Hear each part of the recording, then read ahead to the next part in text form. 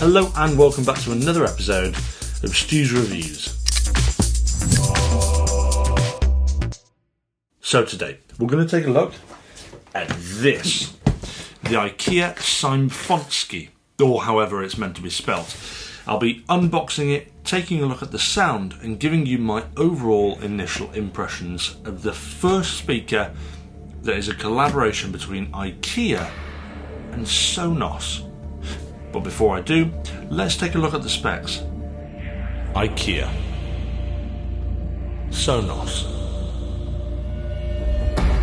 The IKEA Sonos speaker lamp thing. Yes, this is a bizarre concept, but to tell you the truth, I'm super excited to give this one a go. Underneath Grandma's knitted jumper lies something.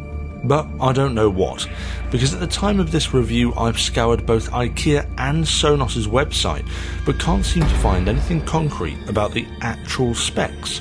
All I can tell you right now is that it works with the Sonos system, supports AirPlay 2, doesn't have Bluetooth, and is shaped a bit like a Lego person. It has 3 buttons on the front, 2 volume and 1 play-pause button.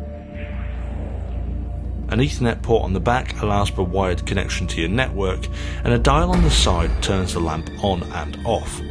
Now the last thing I can tell you is that the shade is handmade blown glass, and I know this thanks to a handy little sticker. Right, first things first, let's get it out of the box and see how easy it is to pair up and get going. Now, before we begin, I did a review of IKEA's last set of speakers, which was the IKEA Eneby. Can it go louder? That's the question.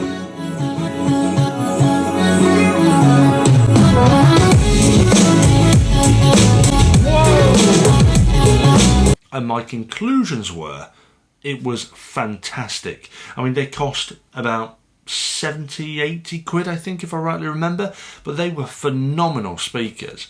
If you want to see that review, I'll leave a link in the description below and up there for you.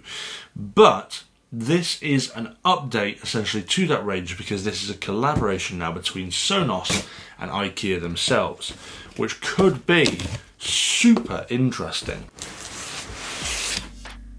Now the first thing, ooh, now that's interesting. I'm guessing glass. Let's get this out. This is the speaker bit. What else have we got in the box? Instructions, which no one reads. An Ethernet cable. And a plug. Okay. Now, I will say that this lamp comes in both white and black.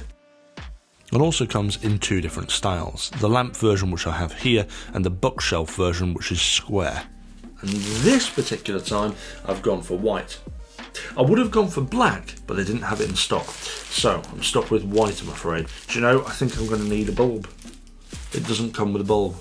There we go. This probably would work better with a round one, I'm guessing, but I don't know. I don't think it matters that much. And now, interestingly, they've got like a little peely off bit here with a little tab that says IKEA and Sonos. Oh, that's to take the... Ooh, we'll have a look at that in a bit. I think I can take this off and wash it, maybe? Oh, that'd be cool. Right, okay, so that's plugged in. Time to get this on. Now, on the side, I've got a little twist dial, so we'll turn it on.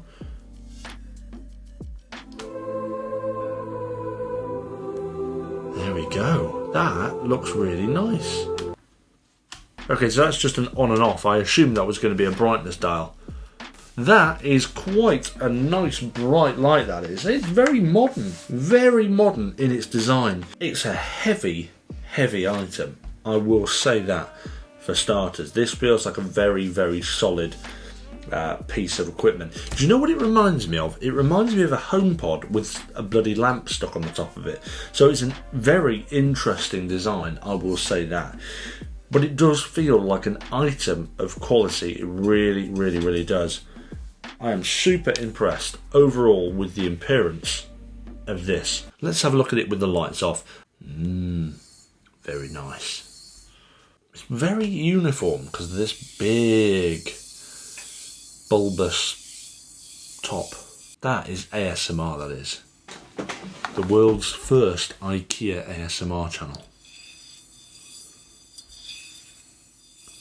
Welcome to IKEA, where all of your dreams will come true. Okay, that's interesting. So it's actually saying that I need to download the Sonos app. Press the buttons on your IKEA Symfonisk table lamp. Sonos update.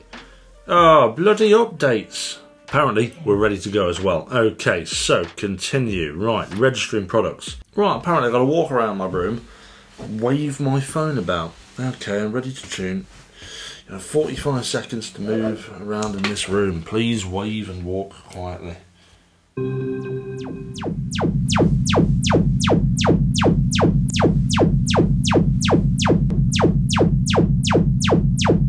That was the weirdest experience I've ever had.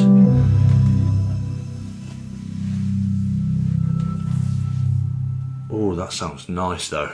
Okay. Well, it's good that it has this tuning service in, I will say, because that is one of the big benefits of something like the HomePod, which does measure your surroundings and sort of optimises it for the room. So it is a rigmarole, but that actually is a very good feature, and I'm very, very, very happy that that is built into this. So it should make a big difference when we actually finally getting round to play some music. So I'm going to go with this song here.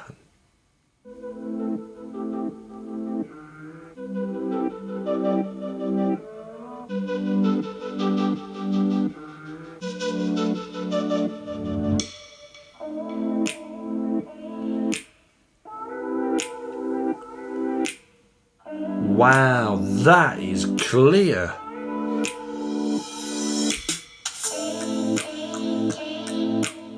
I think I've picked something with very little bass in at the beginning, so apologies. It's about to drop though.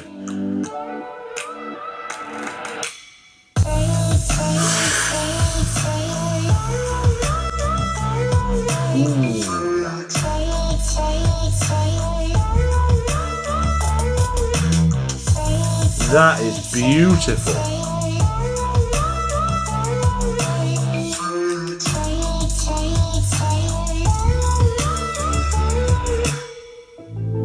That is such a good sound. Right, let's try a different song and smash it on full volume. Okay, here we go. So let's give this a go. Put it up. So at the moment it's on half. A minute ago it was on a third volume, so now it's on about half.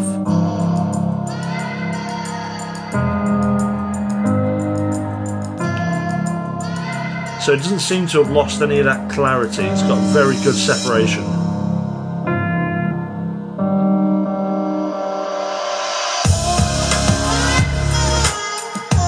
Wow. Right, I'm going to put it on full volume now.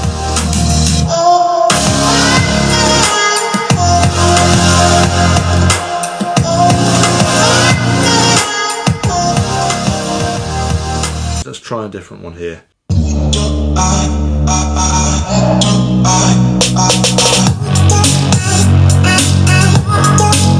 I mean, my God.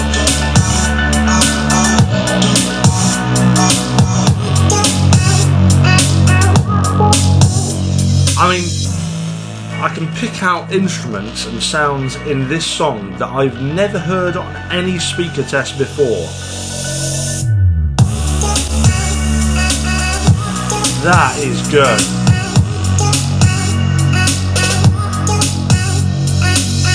Right, I'm going to go stand over there and have a listen, rather than sitting right next to it on full volume, because I will lose my hearing.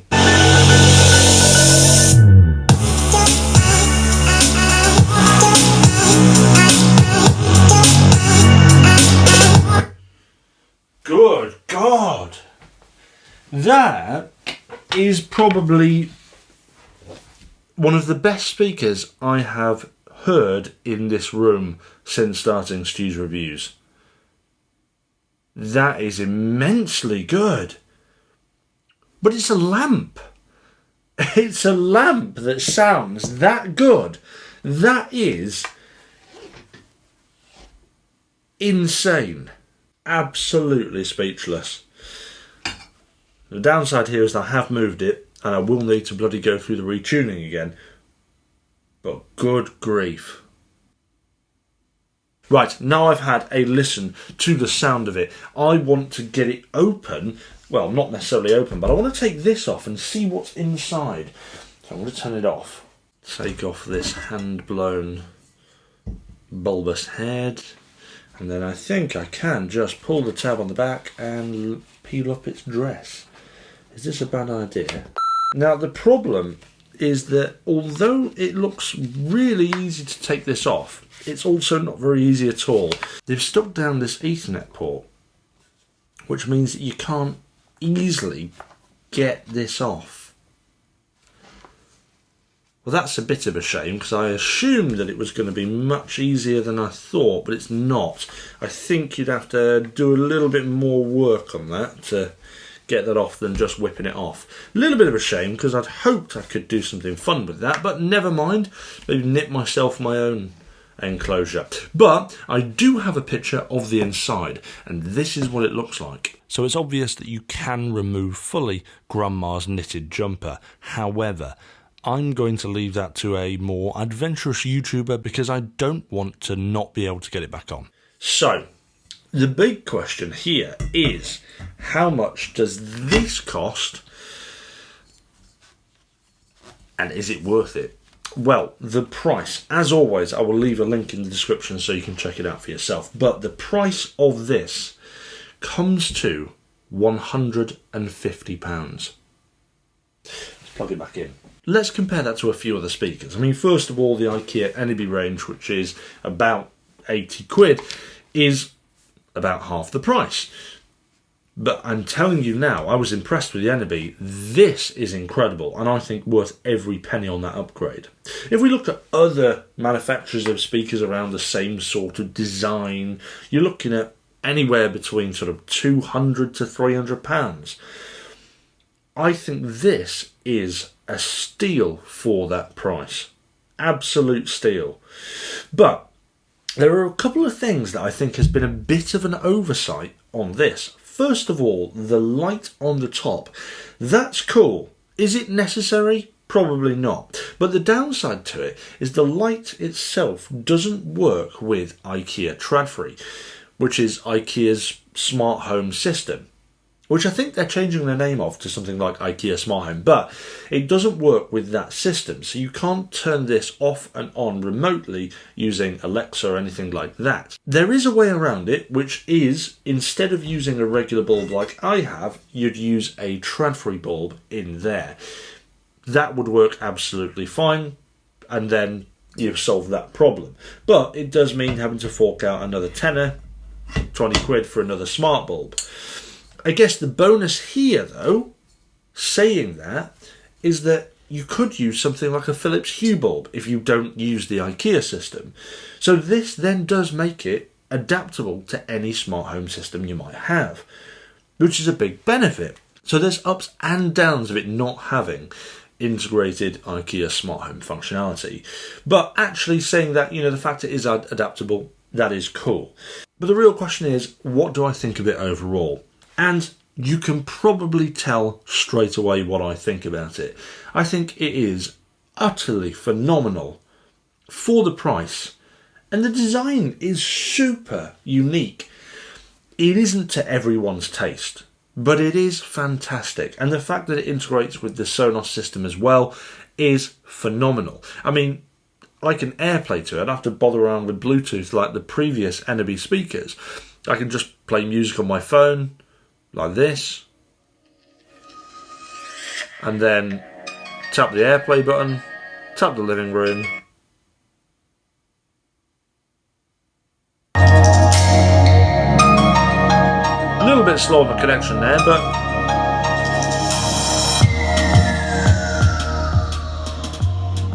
it is truly a beautiful speaker. And I had super high expectations for this, and the thing I can say with 100% certainty is that it's definitely met all of those expectations hands down. If you're in IKEA, go and give one of these a go, and I can promise you, you will not be disappointed. And that concludes today's review. Guys, if you liked today's video, don't forget to hit that like and subscribe, and I'll see you back for another episode of Stu's Reviews soon.